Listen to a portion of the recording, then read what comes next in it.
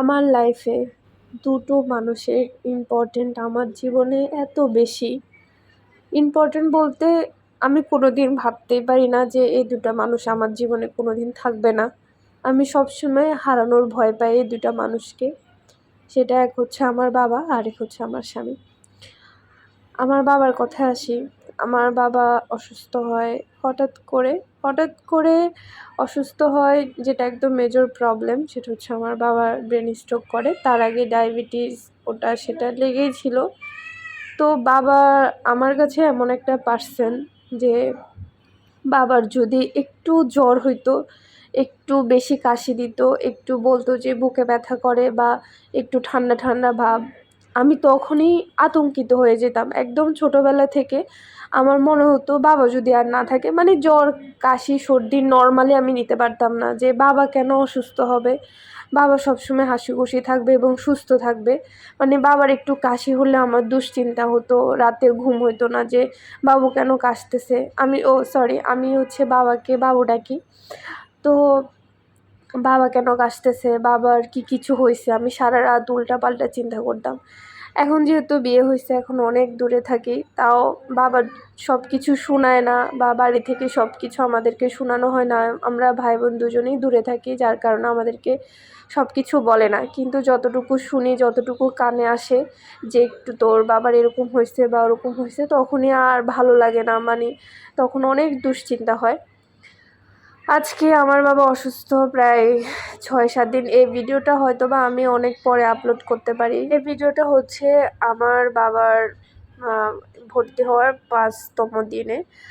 তখন একটু সুস্থ, স্বাভাবিক ছিল সব কিছু তখন।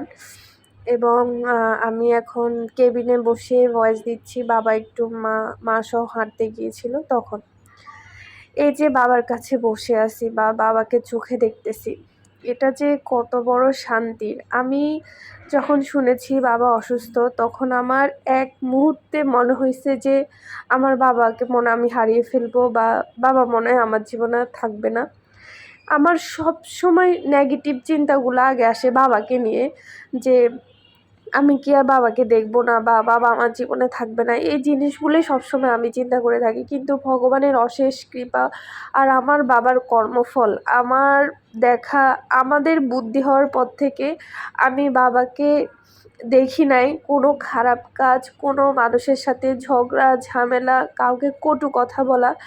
ইনফ্যাক্ট আমার বাবার যদি মাঝে মধ্যে রাগ হতো, মানে আমার বাবা অনেক শান্তশিষ্ট মানুষ, কিন্তু কখনো যদি রাগ হতো, তখনও আমি আমার বাবাকে দেখতাম না যে কখনো কোনো খারাপ কথা বলে বা কিছু। আমার বাবা এতই শান্তশিষ্ট একজন মানুষ।